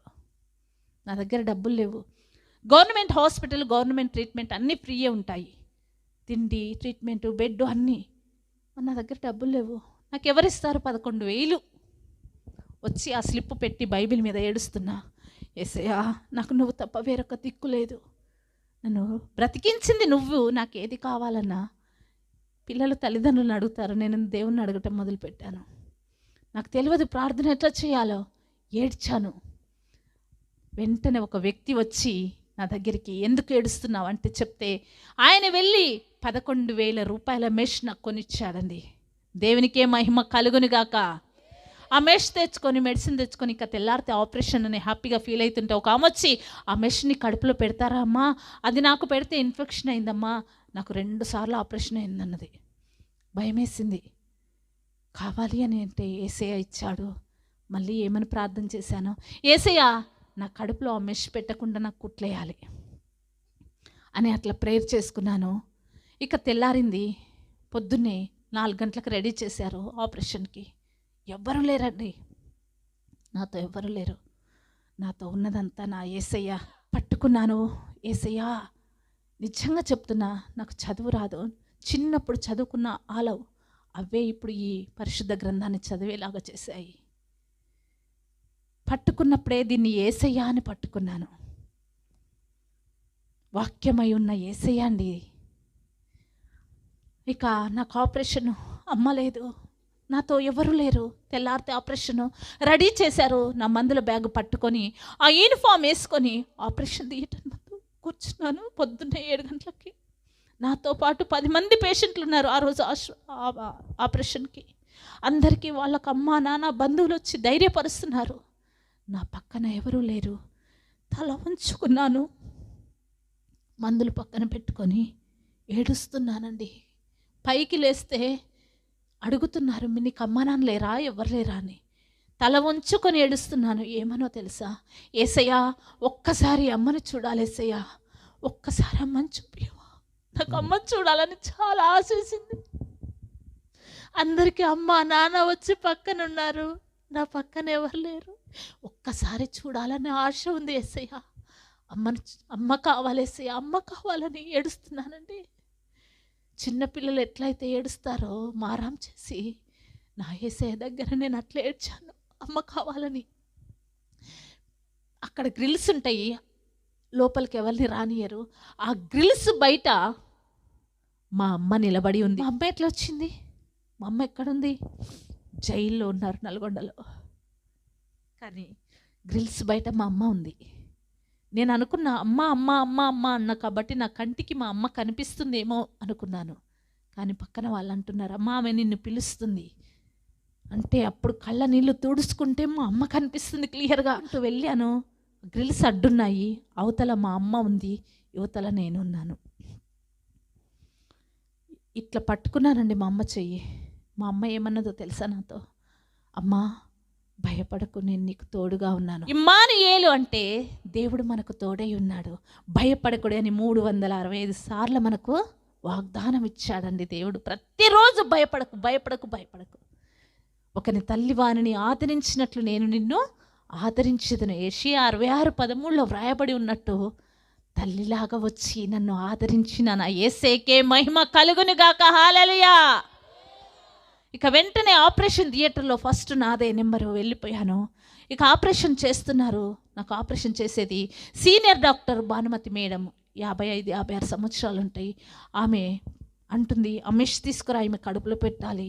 నేను పడుకొని అంటున్నాను యేసయ్య ఈ డాక్టర్లు నన్ను బ్రతికించలేదు, ఈ వైద్యం నన్ను బ్రతికించలేదు, నువ్వు బ్రతికించావు, ఇప్పుడు అమేష్ నా కడుపులో పెట్టొద్దు యేసయ్య అని అలా పడుకొని ప్రార్థన చేస్తుంటే భానుమతి మేడం అంటుంది ఆ మెష్ ఓపెన్ చేయొద్దు, మెష్ లేకుంటే ఈమె కుట్లేయడానికి వస్తుంది, దేవునికి మహిమ కలుగును గాక. హల్లెలూయా. మెష్ కడుపులో పెట్టకుండా కుట్లేయటం మొదలు పెట్టారు. అప్పుడే ఒక ఎమర్జెన్సీ పేషెంట్ వస్తే డాక్టర్లు అందరూ వెళ్ళిపోయారు. ఒక జూనియర్ డాక్టర్ నాకు కుట్లేస్తున్నాడు. నాకు మత్తంతా పోయింది. ఆ కుట్లేసే సూది ఇట్లుందండి. మీకు ఎవరికైనా డౌట్ ఉన్నా ఇది నిజమా అనుకుంటే నా కడుపును మీరు చూడొచ్చు. స్త్రీలు ఎలా ఉంది, నాకు ఎలా కుట్లేశారు, ఎంత ఆపరేషన్ అయిందన్నది. ఆ సూది పెట్టి ఇక్కడ నుంచి కుచ్చి ఇట్లా గట్టిగా లాగి ఇక్కడ కుచ్చి చర్మంలో ఇట్లా లాగుతున్నాడండి. స్పృహ వచ్చేసింది నాకు. అందరు వెళ్ళిపోయారు. ఆ నొప్పికి కేకలేచి ఏడుస్తున్నాను నేను. ఎక్కడ? ఆపరేషన్ థియేటర్లో. ఏడ్చినప్పుడు నాకేం గుర్తొచ్చిందో తెలుసా? యేసయ్యను సిలువ వేసి కొరడా దెబ్బలతో కొడుతున్నప్పుడు ఆ కొరడాకి ఒక కుక్కం ఉంటుందండి. అది కొరడా వేసి ఇట్లా కొట్టినప్పుడు లాగినప్పుడు యేసయ్య శరీరము దున్నబడుతూ ముద్దలు ముద్దలు మాంసము రాలిపోతూ రక్తము కారిపోతుంటుంది. కానీ నా యేసయ్య నోరు మెదపలేదు కదా. నాకు అది గుర్తొచ్చింది. ఈ నొప్పి నేను భరించలేకపోతున్నా. యేసయ్యా నువ్వు ఎట్లా భరించావయ్యా, ఎంత భరించావయ్యా. నీ ఒంటి మీద గాయమయ్యి రక్తసితమై నీ ఒళ్ళు శరీరము దున్నబడుతుంటే నా కోసము రక్తము కార్చావయ్యా, నా కోసము ముద్దలు ముద్దలుగా నా శరీరము నా తునకలైపోయింది యేసయ్యా. నోరు మెదపలేదు నా యేసయ్యా. అది గుర్తొచ్చిందండి నాకు. యేసయ్య పడ్డ వేదన బాధ గుర్తు చేసుకున్నాను. నా కుట్లు అయిపోయే వరకు నా కుట్లు అయిపోయింది. తర్వాత నన్ను ఐసీలో పెట్టారు. 3వ రోజుకే నేను లేచి తిరిగాను, నడిచాను. ఎవరు లేరు పక్కన. 3 రోజులకే అండి హాస్పిటల్లో పెట్టిన అన్నం తిన్నాను. మొత్తం నా పనులు నేను బాత్రూమ్కి వెళ్ళడం, తిరగడం, నడవడము. 9 రోజులకి కుట్లు ఓపెన్ చేసిన డాక్టర్ ఆశ్చర్యపోయాడు. ఒక గేదెకి వేసినట్టు వేశారు కుట్లు. తర్వాత మెష్ తీసుకెళ్ళి ఆ మెడికల్ షాప్లో ఇస్తే 11,000 రూపాయలు డబ్బులు ఇచ్చారు నాకు. ఆ డబ్బులు తీసుకొని ఒక కార్ బుక్ చేసుకొని కార్ ఎక్కి నేను సూర్యాపేట వెళ్ళిపోయాను మా ఇంటికి. మా ఇంటికి వెళ్ళిపోయాక మా అమ్మ వాళ్ళు వచ్చారు జైలు నుంచి. వచ్చాక ఇంట్లో ఉన్నాను. 15 రోజులు ఉన్న తర్వాత ఒకరోజు ఎవ్వరు లేనప్పుడు మా అమ్మని పిలిచి, అమ్మా నా పక్కకి రాకూడదు, నన్ను బ్రతికించింది ఎవరమ్మా? అల్లా అంటుంది మా అమ్మ. అమ్మా, నన్ను బ్రతికించింది అల్లా కాదు. ఎవరు? నీకు తెలియని ఒక దేవుడు ఉన్నాడు. అమ్మా, నేను బ్రతకాలని పక్క పెట్టామే గండి మైసమ్మ దగ్గరికి వెళ్ళి 21 కొబ్బరికాయలు కొట్టి పూజ చేయిస్తే నేను బ్రతుకుతా అంటే వెళ్ళావు కదా అమ్మా. అవునమ్మా, వెళ్ళాను. ఎందుకు వెళ్ళావమ్మా నువ్వు ఆ దేవుడి దగ్గరికి? నువ్వు బ్రతకాలని వెళ్ళానమ్మా. అమ్మా, నీకు అప్పుడు కులం మతం అని ఏమన్నా అనిపించలేదా? నాకేమనిపించలేదమ్మా. ఎందుకంటే నువ్వు బ్రతుకుతావని వెళ్ళాను. అయితే నన్ను ఆ దేవత బ్రతికించలేదు. అమ్మా, నేను బ్రతకాలని నా సహోదరుడు సాయిబాబా దగ్గరికి వెళ్ళి అర్చనలు చేయించారు కదా, ఆ బూడిద తీసుకొచ్చి నాకు ఇక్కడ పూసారు కదమ్మా బెడ్ మీద. ఎందుకమ్మా? నువ్వు బ్రతకాలని చేశాము. అమ్మా, నేను బ్రతకాలని చేశారా? అప్పుడు కులము మతం అడ్డు రాలేదా? రాలేదు. ఎందుకమ్మా? నువ్వు బ్రతకాలని. అయితే నాకు ఆ దేవుడు కూడా బ్రతికించలేదు. అమ్మా, ప్రతిరోజు అల్లా అల్లా అని నమోదు చేస్తూ కల్మాలు సూరలు చదువుతూ నా చెవిలో చెప్పారే, ఆ అల్లా కూడా వచ్చి బ్రతికించలేదమ్మా నన్ను. నా అంబులెన్స్ ముందు కూర్చొని కేకలేసి అల్లా మీరు బేటీకి బచ్చావని ఏడ్చావు కదమ్మా, ఆ దేవుడు కూడా నన్ను బ్రతికించలేదమ్మా. ఇక మా మమ్మీ ఆశ్చర్యపోతుంది, అయితే ఎవరు బ్రతికించారు నిన్ను? అమ్మా, ఇంతవరకు నీకు తెలియని నిజదేవుడు ఉన్నాడమ్మా. ఆయన నీ కోసము, నా కోసము, యావత్ ప్రపంచము కోసము కల్వరి శిలువ మీద రక్తము కాచి ప్రాణం పెట్టి తిరిగి లేచిన నజరేయుడైన యేసుక్రీస్తు ఆయన ఈ లోక రక్షకుడమ్మ నన్ను బ్రతికించాడని చెప్పారండి. మా అమ్మ కూడా ఆశ్చర్యపోయింది. యేసుప్రభు నిన్ను బ్రతికించాడా అంటే, అవునమ్మా, ఇదిగో అమ్మా, ఇది బైబిల్ అంటారు. నాకు నర్సు ఇచ్చింది, నాకు నర్సు చెప్పింది. అమ్మా, ఇక దీన్ని చదువుకుంటాను. ఇక నాకెవరు పెళ్లి చేసుకోరమ్మా, ఇంత పెద్ద గాయము నా కడుపుకి. అమ్మా, నేను చర్చికి వెళ్తానమ్మా. మా అమ్మ ఒప్పుకుంది. నిన్ను ఆ దేవుడు బ్రతికిస్తే సరే అన్నది. ఇక ధైర్యంతో అమ్మ దగ్గర పర్మిషన్ వచ్చిందని బైబిల్ తీసి బెడ్ మీద పెట్టుకున్నాను. పెట్టుకున్న 15-20 నిమిషాలకి నా చిన్న సహోదరుడు వచ్చాడండి. బైబిల్ని చూసి పళ్ళు పట అని కొరికి మా అమ్మ దగ్గరికి వెళ్ళి దాని బెడ్ మీద ఏదో ఉంది తీసి పడేయమంటున్నాడు. ఎందుకు నువ్వు ఆ అమ్మాయి కాడికి పోతావు? ఆ దేవుడే ఆమెను బ్రతికించిండు, వదిలేయాలి. లేదమ్మా, ఇది చచ్చిపోతే ఎప్పుడో బొందబెట్టి దీన్ని మర్చిపోయి 6 సంవత్సరాలు అయిపోయేది. ఇది బ్రతికుండి దేవుణ్ణి పట్టుకొని వచ్చిందమ్మా. తక్కువ జాతి దేవుణ్ణి తీసుకొచ్చిందమ్మా. కులము కాని కులాన్ని పట్టుకొచ్చిందమ్మా. రేపు మేము బయటికి ఎట్లా తలెత్తుకొని తిరగాలమ్మా? మేము ఎట్లా అమ్మా మన సమాజంలో ముస్లిం వాళ్ళ దాంట్లో మేము ఎట్లా తలెత్తుకోవాలి? ఫలాని సహోదరి అంట దేవుడు అంటారమ్మా. మాకు ఈ అవమానం మేము భరించలేము, అది తీసి పడేయమని చెప్పంటే నేను పడేయనంటే నా దగ్గరికి వచ్చి బైబిల్ని తీసి ఇసిరి వేస్తే గుమ్మం బయట గేటు బయట పోయి ఇట్లా పడ్డదండి. గాలికి ఇట్లా రెప్పరెప్ప అలా ఆడుతుంది బైబిల్. వెళ్ళి 2 కాళ్ళు పెట్టేశాడు దీని మీద. ఇక తొక్కుతున్నాడు. ఏం చేస్తాడు నీ దేవుడని అప్పటి వరకు భరించలేకపోయాను. ఇక తొక్కుతుంటే వెళ్ళి నెట్టేసి, నా యేసయ్య నన్ను తొక్కొద్దు, నాకు యేసయ్య కావాలి అని నా గుండెకి హత్తుకున్నానండి. ఎప్పుడైతే అలా చేశానో జుట్టు పట్టి ఈడ్చుకొని రోడ్డు మీదకి తీసుకొచ్చి కొట్టారండి. ఆపరేషన్ అయ్యి 15 రోజులు కుట్లు వేసి నడి రోడ్డు మీద. చూడండి ముస్లిమ్స్ అంటే ఎట్లుంటారో, కన్న కూతురు కన్నా అక్క కన్నా చెల్లి అన్న ఏదీ ఉండదు. రోడ్లోకి ఈడ్చుకొచ్చారు, జుట్టుబట్టి కొట్టారు రోడ్లో. 15 రోజులు ఆపరేషన్ అయ్యి హింసలు పెట్టారు. బైబిల్ చించిపడాయి, బైబిల్ కాల్ చేయని కిరోసిన్ తెచ్చారు, అగ్గిపెట్టె తెచ్చారు. నేను చేయను ఆ పని, నాకు యేసయ్య కావాలి అంటే వాళ్ళు విసిగిపోయి బైబిల్ ఇక్కడ పెట్టారు. వాళ్ళంతా ఇక్కడ నిలబడ్డారు. నీకు మేము కావాలంటే గుమ్మం దాటి లోపలికి రా, నీకు ఇదే దేవుడు కావాలంటే ఆ బైబిల్ పట్టుకొని ఎక్కడికైనా వెళ్ళిపో.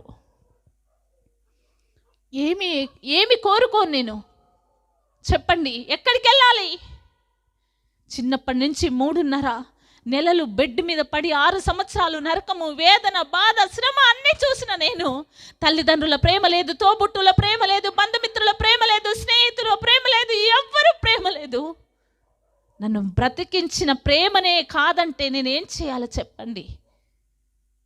ఇటు తల్లి ప్రేమను పొందుకోనా, జీవం ఇచ్చిన యేసు ప్రేమను పొందుకోనా? నిలబడ్డాను, మధ్యాహ్నం అమ్మ వాళ్ళ దగ్గరికి వెళ్ళాను, అందరిని చూశాను, మళ్ళీ ఇంకా చూస్తానో చూడను అనే నిర్ణయం తీసుకున్నాను. అమ్మా, నాకు మీరెవ్వరొద్దమ్మా, నాకు యేసయ్య కావాలని పట్టుకున్నాను. దేవునికి మహిమ కలుగును గాక. హల్లెలూయా, హల్లెలూయా. అందరి ఇంట్లోకి వెళ్ళిపోయి తలుపులేసుకున్నారు, నన్ను వెళ్ళగొట్టేశారు. పట్టుకున్నాను యేసయ్యని. ఎక్కడికి వెళ్ళాలి? నా అక్క మెహదీపట్నంలో ఉంటుంది, నా చెల్లి ఉప్పల్లో ఉంటుంది, మా పెద్దమ్మ కూతురు రామంతపూర్లో ఉంటుంది. హైదరాబాద్ బస్ ఎక్కాను, సరాసరి మా అక్కింటికి వెళ్ళాను. అక్క డోర్ కొట్టాను, అందరికీ ఫోన్ చేసి చెప్పారు దేవుణ్ణి పట్టుకుంది రానియొద్దని. మా అక్క డోర్ కొడితే మా బావ అంటున్నాడు లోపల నుంచి, చెల్లె వచ్చింది, దానికి తలుపు తీస్తే నీకు విడాకులు ఇచ్చి పంపించేస్తా అన్నాడండి. రెండోసారి మళ్ళీ తలుపు కొడతానా నేను? ఆ మాట విన్నాక మళ్ళీ మా చెల్లెల దగ్గరికి పోయాను, రానియలేదు. నా పెద్దమ్మ కూతురు దగ్గరికి పోయాను, నన్ను రానియలేదు. మరి ఎక్కడికి వెళ్ళాలండి నేను? ఆ చిన్న ఏజ్లో బైబిల్ పట్టుకొని ఇంట్లో నుంచి గుమ్మము దాటొచ్చాను. మరి నాకు దిక్కెవరు? అందరు విడిచారు, అందరు వదిలేశారు. పట్టుకున్న నేను యేసయ్యను పట్టుకున్నాను. బస్ ఎక్కి కొత్తపేట బస్ స్టాప్లో దిగి వర్షం పడుతుంటే బస్ స్టాప్లో కూర్చొని మొదటిసారిగా యేసయ్యను ప్రశ్నించాను. యేసయ్యా, నిన్ను నమ్ముకొని నిన్ను పట్టుకొని వస్తే నన్ను ఎవరు రానియట్లేరు ఎందుకయ్యా అని. నేను ఇప్పుడు ఎక్కడికి వెళ్ళాలి, ఎక్కడుండాలయ్యా అని అడిగాను. కానీ పట్టుకున్న దేవుడు నన్ను ఎప్పుడు విడవలేదు, ఎడబాయలేదండి. అలా అడుగుతున్నా ఆ సమయంలోనే ఒక వ్యక్తి నా దగ్గరికి వచ్చి, అమ్మా ఇక్కడ కూర్చొని ఏడుస్తున్నావు ఎందుకంటే జరిగిందంతా చెప్తే, ఆ వ్యక్తి అన్నాడు, అమ్మా నీకు ఒక సహాయం చేస్తాను, నువ్వు హాస్టల్లో ఉంటావా? ఉంటాను సార్. నన్ను తీసుకెళ్ళి ఆ పక్కనే కొత్తపేటలో సురక్ష హాస్టల్ ఉంటే హాస్టల్లో ఉంచారు. ఆ ఎదురుగా నీరు షోరూమ్ నుంచి నాకు బట్టలు తీసుకొచ్చి ఇచ్చారు. హాస్టల్లో 6 నెలలు ఉన్నాను. నాకు 6 నెలల వరకు హాస్టల్ వాళ్ళు డబ్బులు కూడా అడగలేదు, ఫీజు.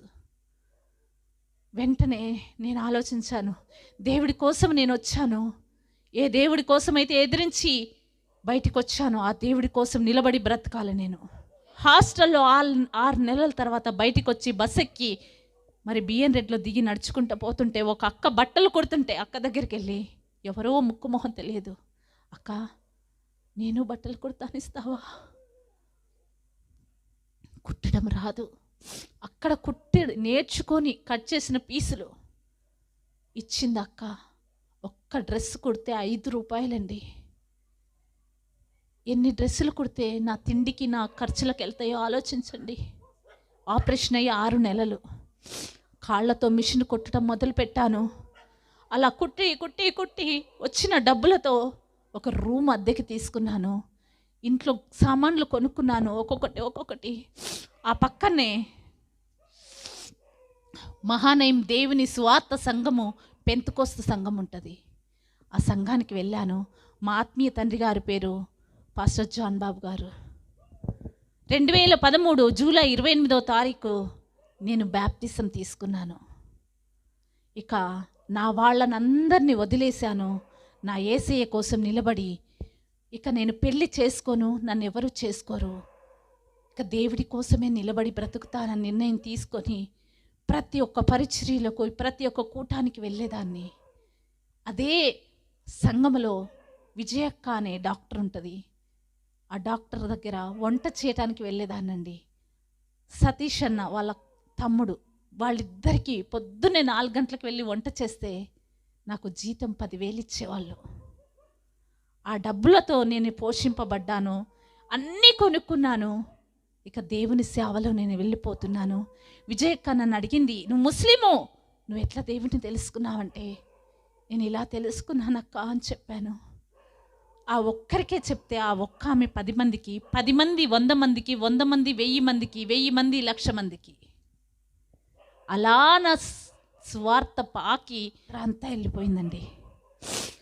మరి 2019 జనవరి 5వ తారీఖును మరి నాకు వెంటూరి ప్రాంతం రాజమండ్రి నుంచి పాస్టర్ సలోమన్ రాజు డాడీ దగ్గర నుంచి నాకు ఫోన్ వచ్చి మొదటిసారిగా బహిరంగ పెద్ద సభలో నేను వాడబడ్డాను. అక్కడి నుంచి అనేక ప్రాంతాల్లో, ఆంధ్ర, రాయలసీమ అన్ని ప్రాంతాల్లో వాడబడ్డాను. మరి విజయవాడ ప్రాంతానికి వచ్చాను. విజయవాడలో మనశ్శే గారు మరి అక్కడ నన్ను పిలిచారు. ఇట్లనే అక్కడ ఆల్ నైట్ పెట్టారు వాళ్ళు. ఆ ఆల్ నైట్ ప్రార్థనలో మరి నేను ఇలాగే నిలబడి నా సాక్ష్యం చెప్తుంటే నా సాక్ష్యము ఒక వ్యక్తి వింటున్నాడు. లోకములో పాపములో ఉన్నాడు. చిన్నప్పుడే అమ్మ నాన్న చనిపోయారు.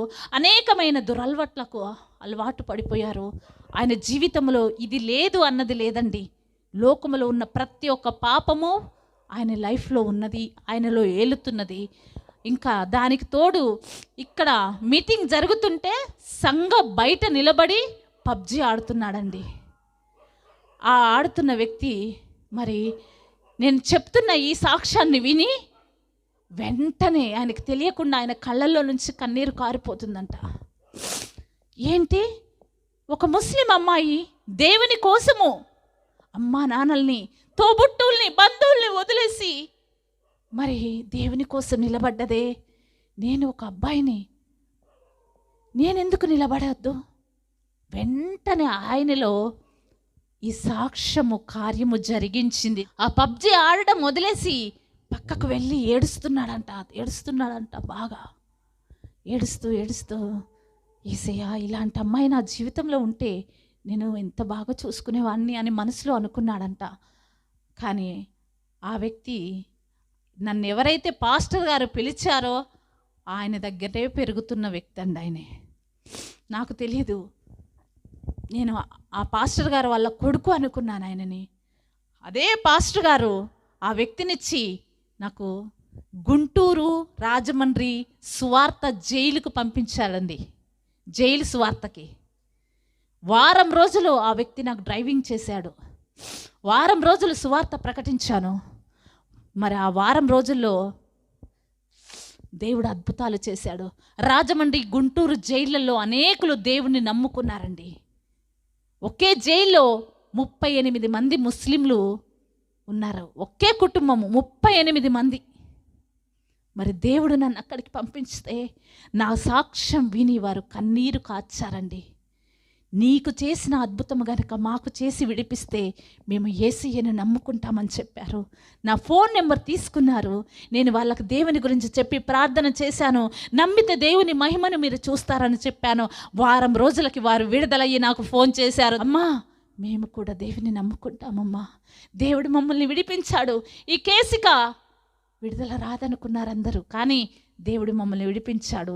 మేము దేవుడి కోసం మేము రక్షణ పొందుతామమ్మా అని నాకు ఫోన్ చేసి చెప్పారండి. అలాగా ఆ వ్యక్తి నాకు వారం రోజులు డ్రైవింగ్ చేస్తే మరి నేను కృతజ్ఞతగా ఆయన కోసం ప్రార్థన చేయాలా చేయొద్దా? ఆ వారం రోజులు ఆ వ్యక్తి గురించి నాతో పాటుగా వచ్చిన సేవకులు ఏం చెప్తున్నారో తెలుసా?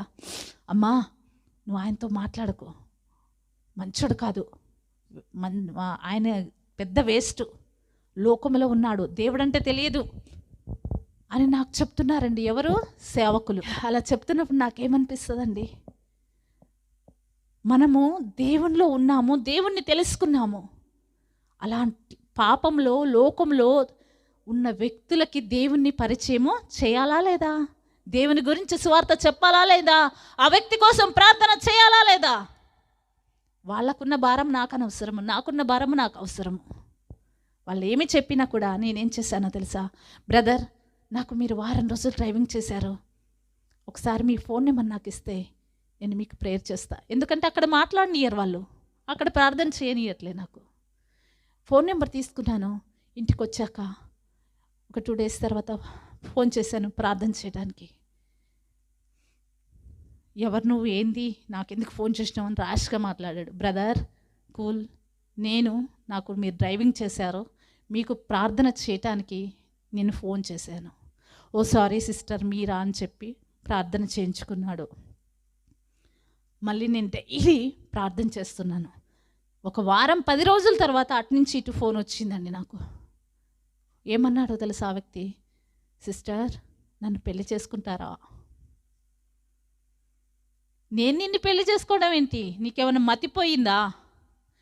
నేను నీకు ప్రార్థన చేసి దేవుని పరిచయం చేయడానికి నేను చేశాను, కానీ నన్ను పెళ్లి చేసుకుని నువ్వేం చేసుకుంటావయ్యా? నాకైన ఆపరేషను, నాకు ఘోరము, నన్ను ఎవడు పెళ్లి చేసుకోడు, నేను దేనికి పనికిరాను. ఇట్లా చెప్పానండి. ఏం చేస్తావు? మీరు నన్ను పెళ్లి చేసుకుంటే నేను మిమ్మల్ని చాలా బాగా చూసుకుంటా, మీతో నేను కూడా సేవ చేస్తా. అలా అన్నప్పుడు ప్రార్థన చేశానండి. ప్రార్థన చేసి చెప్తాను, దేవుడు ఏం చెప్తే అదే చేస్తానని.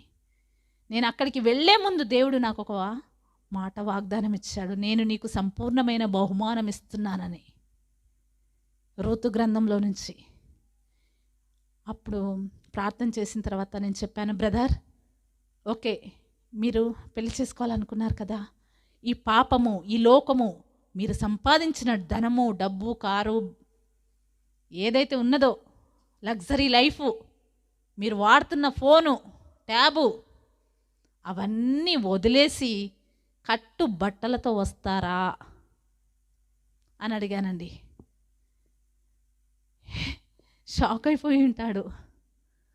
ఆలోచించుకొని చెప్తాను, ఫోన్ పెట్టేసిండండి.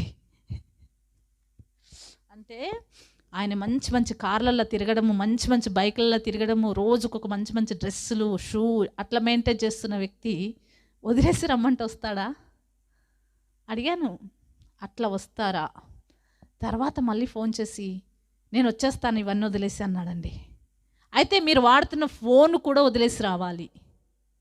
ఆ సిమ్ ఉందే, ఆ సిమ్ జేబులో వేసుకొని, ఇంకా నేనే మీకు ఒక 500 పంపిస్తే ఈ డబ్బులు పెట్టుకొని మీరు ట్రావెల్ చేసి రావాలి. ఆ డబ్బులు పంపిస్తే ఆ డబ్బులు తీసుకొని బస్ ఎక్కి హైదరాబాద్ వచ్చాడు, విజయవాడ నుంచి. వచ్చిన తర్వాత ఒక హాస్టల్లో పెట్టానండి. హాస్టల్లో పెట్టడమే కాదు, ఒక బట్టల షాపులో పనికి పెట్టాను. ఎట్లా బతికిన ఆయనే ఆ పని చేస్తాడా అండి? లగ్జరీగా బతికిండు. ఇప్పుడు ఈ డ్రెస్ వేసుకుంటే సాయంత్రం ఇంకో డ్రెస్ వేసుకున్న ఆయనే ఆ లైనింగ్ ఇవ్వు, ఈ లంగాలు ఇవ్వు, అవి ఇవ్వు, ఇవి ఇవ్వు అంటుంటే ఆయనకి పిచ్చెక్కి పోతుందంట. ఇక నాకు ఫోన్లు చేసి నాకు ఏం అర్థం కావట్లే. ఆమె వచ్చి అడుగులంగా అడుగుతుంది, ఈమె ఏదో లైనింగ్ ఇవ్వమంటుంది, ఆమె వచ్చి పాలు అంటుంది, నాకు అర్థం కావట్లేదు అంటుండు. నీకు అర్థమయ్యేదాకా నువ్వు అదే చేయాలన్నా నేను.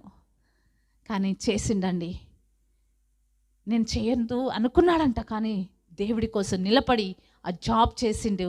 హాస్టల్లో ఉన్నాడు, నేను వెళ్ళే సంఘానికి వచ్చిండు, అక్కడికి నడిపించిన. అది దేవునికి, నాకు, ఆయనకే తెలుసు, మూడో వ్యక్తికి తెలియదు. ఏ సంఘానికైతే నేను వెళ్తున్నా ఆ సంఘానికి వచ్చాడు. అక్కడ దేవుడు పేరు పెట్టి పిలిచి, నీకు దేవుడు బాప్తిసం ఇమ్మంటున్నాడయ్యా అని చెప్పాడు మా దైవజనుడు. దేవునికి మహిమ కలుగునుగాక, హల్లెలూయా. అక్కడ బాప్తిసం తీసుకున్నారు. ఆ తర్వాత అందరు దైవజనుల సమక్షంలో మాకు వివాహము జరిగిందండి. ఆయన ఎవరో కాదు, ఇక్కడే ఉన్నాడు నా భర్త. రవిబాబుగా ఉన్న నా యేసయ్య ఎలియాజర్గా మార్చి, చాందిని నజీమునిసాగా ఉన్న నన్ను ఎస్తేరుగా చేసి మమ్మల్ని ఇద్దరిని జతపరిచిన నా యేసయ్యకే మహిమ కలుగునుగాక, హల్లెలూయా. చూడండి, నేను అనుకోలేదు, పెళ్ళి జరుగుతుందని ఊహించలేదు, తలంపులు, ఆలోచనలు కూడా లేని నాకు. అందరూ వదిలేశారు, అందరూ వెలివేశారు, అసహించుకున్నారు, కానీ నా దేవుడు నన్ను వదిలేయలేదు. గొంగళి పురుగు లాంటి నా జీవితాన్ని సీతాకోక చిలకలాగా మార్చి ఈరోజు అనేక ప్రాంతాల్లో ఆయనకు సాక్షిగా నిలబెట్టాడు నా యేసయ్య. నా భర్తకు అమ్మ లేదు, నాన్న లేడు. చిన్నప్పుడండి ఇంతనే ఉన్నాడు. ఇంతప్పుడే అమ్మ నాన్న చనిపోతే చంకలో ఒక తమ్ముడు, పాలు తాగే తమ్ముడు, ఆ తమ్ముడిని ఎత్తుకొని గడప గడపక తిరిగి, తమ్ముడికి పాలిస్తారా, నాకు కొంచెం అన్నం పెడతారా అంటే పాచిపోయిన అన్నము, కుళ్ళిపోయిన కూరలేస్తే అవి తిన్నాడంట. చిరిగిపోయిన బట్టలు బస్ స్టాప్లో పడుకున్నాడంట. అడుక్కున్నారంట బస్సులలో, అక్కడ ఇక్కడ. ఒక దైవజనుడు తీసుకెళ్ళి మరి ఆ మనిషి గారు ఆయనను పెంచారు. దైవజనుల చేతుల్లో పెరుగుతూనే చాటుమాటుగా లోకంలో పడిపోయి లోకాశులకు లోనైనా దేవుడు వదిలిపెట్టలేదండి. ఒక సాక్ష్యం ద్వారా ఆ మనిషి జీవితాన్ని మార్చాడు నా దేవుడు. దేవునికి మహిమ కలుగునుగాక, హల్లెలూయా. ఈరోజు మేము అనేక ప్రాంతాల్లో దేవుని కోసం నిలబడి సేవ చేస్తున్నామండి. ఆయనకెవరు లేరు, నాకు అందరూ ఉన్నా వెలివేశారు. కానీ నా దేవుడు మమ్మల్ని వెలివేయలేదు, వదిలేయలేదు. కాబట్టి మీరు కూడా అండి, దేవుని కోసం ఎన్ని కష్టాలైనా, నష్టాలైనా, శ్రమలైనా, ఏదైనా నువ్వు పట్టుకున్న దేవుడు గొప్పవాడు, నిజ దేవుడు, లోకరక్షకుడు. నీ బాధల్లో నీకు నెమ్మదినిస్తాడు. చివరికి ఈ బ్రతుకొద్దని అనుకున్నప్పుడు నిన్ను ఆయనే ఆ పడి ఉన్న ఊబిలో నుంచి పైకెత్తుతాడు. దేవుని కోసం నువ్వే ఒక పత్రికగా మారు, నువ్వే ఒక సువార్తగా మారు, అనేకులకు సువార్త చెప్పు, ధైర్యంగా వెళ్ళు. ఈ లోకంలో మనం ఏమి తేలేదు, ఏమి తీసుకుపోలేదు, కానీ యేసయ్య మన కోసం ప్రాణం ఇచ్చాడు, జీవం ఇచ్చాడు, ఆయన రక్తం ఇచ్చాడు. ఆయన రక్తం ఇచ్చి మనల్ని కొనుక్కున్నాడు. ఆయన కోసం నువ్వేం చేశావు? ఈ రాత్రే దేవుడు వచ్చి నీ కోసం ఇంత త్యాగం చేశానే, నా కోసం నువ్వేం చేశావంటే ఏం సమాధానం ఉందా నీ దగ్గర? ఒక ఆత్మనైనా నడిపించావా? సంఘానికి తీసుకెళ్తున్నావా? నీ కుటుంబంలో నుంచి నీ బిడ్డల్ని తీసుకొస్తున్నావా? నీ భర్తను తీసుకొస్తున్నావా? భర్తగా ఉన్న మీరు భార్యలను తీసుకొస్తున్నారా? మీ జీవితాలు మార్చబడ్డాయా? మీ బంధువులకు చెప్తున్నారా దేవుని గురించి? చెప్పాలండి. త్యాగపూరితమైన జీవితాలు ఉండాలి మనకి. దేవుడు మన కోసం త్యాగం చేశాడు, మనం ఆయన కోసం ఏం చేశాము? వెలిగింపబడ్డ నువ్వు ఇతరులను వెలిగించాలి. ఒక క్యాండిల్ని వెలిగిస్తే అది 100, 1000, 1,00,000 క్యాండిల్లను వెలిగించుకుంటూ వెళ్తుందండి. దేవుడు మనకు వెలుగై ఉన్నాడు. ఆ వెలుగు నీకు నాకు ఇచ్చాడు. ఆ వెలుగులో మనం ఇతరులని నడిపించాలి. వెలుగు దగ్గరికి క్రిములు, కీటకాలు వస్తాయి, కానీ చీకట్లో ఉంటూ వస్తాయా? ఏమీ రావు. వెలుగే ఆకర్షిస్తుంది. నువ్వే ఒక వెలుగు అయితే అనేకుల్ని ఆకర్షించు, నడిపించు దేవుని దగ్గరికి. మనం ఆ విధంగా ఉండాలి. ఈ లోకంలో చూడండి, నీకు రేషన్ కార్డులో లేదా, నీకు రేషన్ కార్డు లేదా, అయ్యో నీకు రేషన్ రాదంట.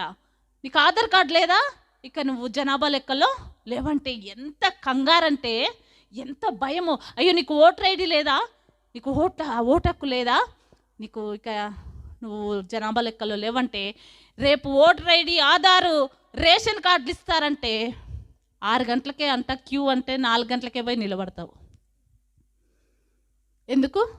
ఎందుకంత భయమో? ఈ లోకంలో నీ పేరున్నా, ఆధార్ కార్డులో నీ పేరున్నా లేకపోయినా, ఓటర్ ఐడిలో నువ్వు ఉన్నా లేకపోయినా, జీవ గ్రంథంలో నీ పేరున్నదా లేదా తెలుసుకో. ఇక్కడ లేకపోయినా జీవిస్తావు, బ్రతుకుతావు. పరలోకంలో నీ పేరు లేకపోతే నరకానికే వెళ్ళాలి నువ్వు. ఆలోచించుకో ప్రియ సహోదరి, సహోదరుడా. రక్షణ లేకపోతే ఈ సాక్ష్యం విన్న నువ్వు రక్షణ పొందు. మీరందరూ రక్షణ పొందుకున్నారా అండి? అందరూ బాప్తిసం తీసుకున్నారా? ఇక్కడ కూర్చున్న వాళ్ళంతా తీసుకొని వాళ్ళు ఒక్కసారి చేయెత్తుతారా? దేవుడిలో రక్షణ తీసుకొని వాళ్ళు చేయెత్తండి ఒకసారి. ఉన్నారు, చాలామంది ఉన్నారు. ధైర్యంగా చేయెత్తండి. ఉన్నారు కదా, చాలామంది ఉన్నారు తీసుకోని వాళ్ళు. మరి ఈ సాక్ష్యం విన్న తర్వాత నీకేమనిపిస్తుంది? తీసుకోవాలనిపిస్తుందా, వద్దనిపిస్తుందా? తీసుకోవాలనిపిస్తుందా? ఎవరైతే బాప్తిసం తీసుకోవాలి అనుకున్నారో వాళ్ళు ఒక్కసారి ముందుకు వస్తారా? ధైర్యంగా రండి. దేవుని కోసము, దేవుని దగ్గర సిగ్గుపడితే రేపు యేసయ్య నీ ఎదుట సిగ్గుపడాల్సి వస్తుంది. ఇదే అనుకూల సమయము, నేడే రక్షణ దినము. ప్రియ సహోదరి, సహోదరుడా, బాప్తిసం తీసుకోవాలి, దేవుని కోసం నిలబడాలనే త్యాగపూరితమైన జీవితం నీకుంటే రా ముందుకు. నువ్వు ముందుకొస్తే మీకోసం దైవజనులు ప్రార్థన చేస్తారు. రండి, బాప్తిసం అనుకున్న వాళ్ళు భయపడొద్దు. లేచి ఎందుకు అక్కడే ఉంటారు? రండి ముందుకు రండి. ప్రియ సహోదరుడా, యేసయ్య పిలుస్తున్నాడు మిమ్మల్ని. ధైర్యంగా వచ్చి ఒప్పుకోండి. దేవునికే మహిమ కలుగునుగాక. హల్లెలూయా. ఒక్క ఆత్మ రక్షింపబడితే నా యేసయ్యకి ఎంతో ఆనందము, సంతోషము. ఈరోజే దేవుడు వస్తే మీ పరిస్థితి ఏంటి? ప్రియ అక్క, ప్రియ చెల్లి, ప్రియ అన్న, రండి ధైర్యంగా రక్షణ పొందండి. రక్షణ లేకపోతే మన ఆత్మలో నరకంలోకి వెళ్ళిపోతాయి. యుగములు కాలిపోవాలి. అగ్ని ఆరదు, పురుగు చావదు. రక్షణ పొందుకుంటే మనం దేవునితో సదాకాలము జీవిస్తాము. మరి రక్షణ తీసుకోవాలనుకున్న వాళ్ళు, మరి అయ్యగారు మీకోసం ప్రార్థన చేస్తారండి.